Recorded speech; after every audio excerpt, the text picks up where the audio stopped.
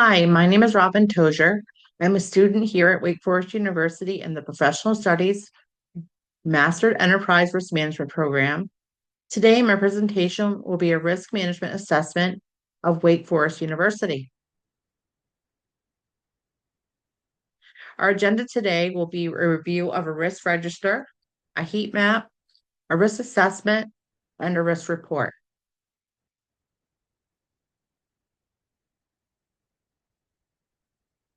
A risk register is a document that serves as a record of potential risks, its characteristics, impact, and mitigation strategies. It helps organizations identify, assess, prioritize risks throughout its life cycle and ensuring that proactive measures are in place to prevent them. I've evaluated financial, legal, reputational, and operational risks of Wake Forest, and one of the values of Wake Forest is that it's cultivating a diverse and an inclusive community. With this in mind, this was the basis for some of the risks on my register. So the first risk I identified was a high tuition costs. The risk of high tuition amidst the diverse culture of Wake Forest promotes competition with other schools and can lead to a loss of ranking for economic and first generation student diversity. The consequences of the risk is a failure to recruit students who are less fortunate but academically strong for enrollment due to financial constraints can't pay the tuition. Jeopardizes the strategic framework of the school that promotes diversity. Additionally, impact ranking of schools' reputation, leading to a decrease in new enrollment. The next risk I identified was complaints and suits.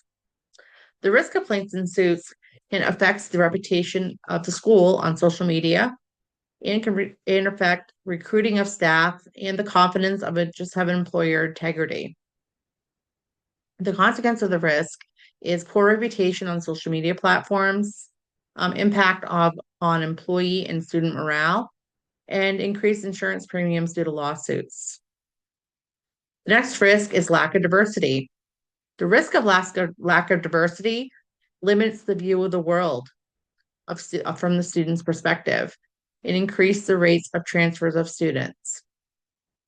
The consequence of this risk leads to poor student evaluations, lack of applications for admission, loss of grants to the school, and lack of learning opportunities for students. And the final risk I identified was student experience. Risks related to student experience can relate from high academic pressures, failure to provide opportunities to students that don't involve sports and Greek life. The consequence of this risk is poor student success, prevention of experience of local culture off campus, and lack of student growth and feelings of belonging as part of the community. As you can see here, the evaluation on the other side of my slide is the likelihood and impact of these risks, which identifies a risk score, which you can see in the green line on the graph.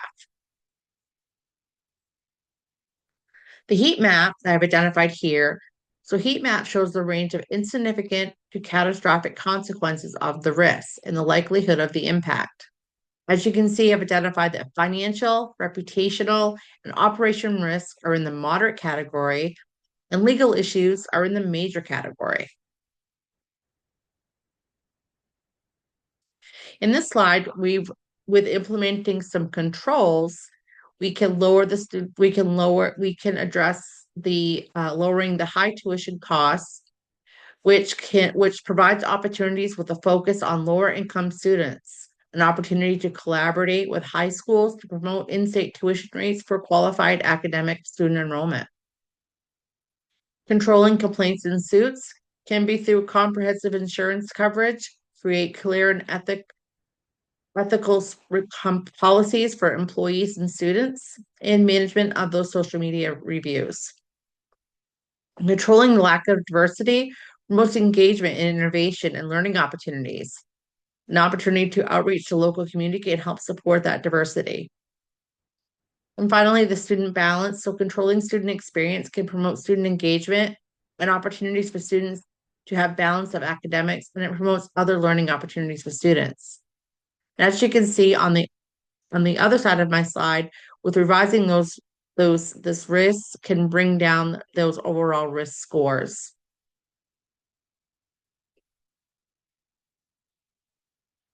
The next evaluation is a risk assessment. So a risk assessment is the process of identifying and evaluating potential risks that could impact an organization's objectives or projects. It's a way for an organization to use an assessment to find assessment findings to decide on strategies to control or mitigate risks. The key components of the risk assessment is identifying hazards, determining the potential impact, and using this information to prioritize risks for treatment. This assessment was completed for homecoming weekend. My assessment was based on the engagement of the university, students, families, alumni, and general public for the event. Based on the agenda for the weekend, I rated hazards and risks from high to low based on the volume of people on campus and keeping people safe. So the first set of high risks that you'll see here is medical emergencies, which can relate to choking, food allergies, high intoxication of either alcohol or drug use, dehydration, exhaustion, trips and falls, and even injuries from the sporting event. The next risk identified was safety issues. So as part of being in a large crowds can result in major and minor crimes, out of control fans, increased traffic on campus, unsafe drinking, improper cooking vessels during tailgating, and identifying some unsafe areas. The next risk I identified was due to reputation. So reputational risk due to an event of this size could result in public relations within the or loss, public relations within the community, negative social media following, as a result of some poor situations, a loss of a sporting event, poorly planned activities, perception of lack of security and emergency services for the event, and underage use of alcohol and/or drugs. The next set of risks I identified was sort of a medium evaluation of risks, which was weather. So any sort of inclement weather can result in cancellations of events, which results in loss of revenue and unhappy vendors and guests.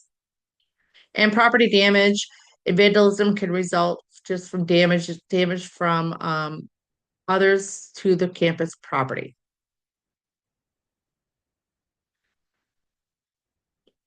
So this next slide shows the revised risks from implementing some controls for the event, can change the high medium risk to either medium to low risk by first increasing the risk awareness to the public and to students.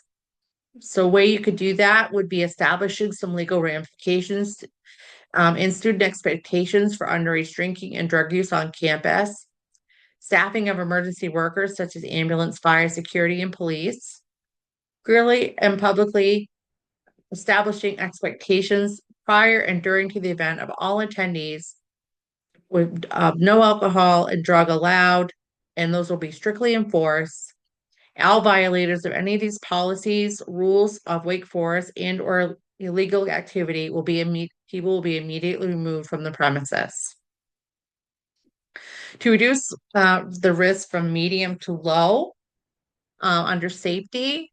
So for some safety concerns, we could increase the security and the emergency services during the sporting and tailgating events, especially during the night events, security in the parking lots and traffic control, risk awareness with, and implementing, concerns about walking alone and staying in a group, and just knowing your surroundings. Children under age of 16 to always be with a legal adult, requiring students to always keep their ID on them, no open flames during tailgating or any other events. Activities related to unsportsmanlike behavior will result in immediate removal from the premises. Reputation, have a no tolerance policy to drug sales and bringing alcohol on premises. No outside bags on the premises during sporting events. Bags will be required to be checked at the event, and any suspicion of drug or possession of alcohol or drugs will be confiscated and removed immediately from their premises. Addressing weather issues, provide alternative opportunities for outdoor activities by moving them indoors, no refund policy on any canceled events, and provide an alternative weekend if all events are canceled due to severe weather. To control the property damage and vandalism, by evaluating the premises prior to all the events and taking inventory of any of the problem areas by either roping them off with cones and barriers or reduce trips and falls. Monitoring any areas of concern, such as statues, gardens, and buildings to protect from school property from vandalism. Constant patrols at night can reduce issues of concern. Responding to any sort of social media blast regarding isolated incidents shows responsibility of the university for taking control of the situation.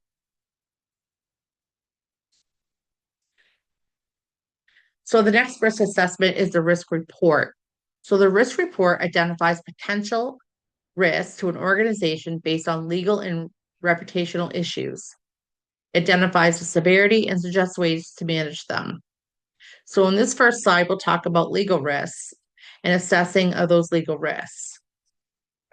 So one of the ways you could assess legal risk is through a SWOT analysis, which identifies strengthens and strengths, weaknesses, and opportunities and threats.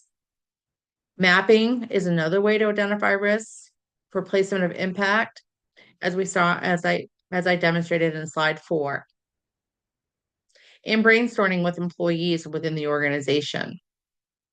So ways to mitigate these risks is using the 4T method, which is treat, transfer, tolerate, and terminate. Treating by implementing controls, transfer by contract or insurance, or tolerating by accepting risks, and terminating the risk just by stopping the activity. Some common legal risks are ethical responsibilities, discrimination and harassment, environmental health and safety, confidentiality related to HIPAA compliance, conflict of interest, and cybersecurity.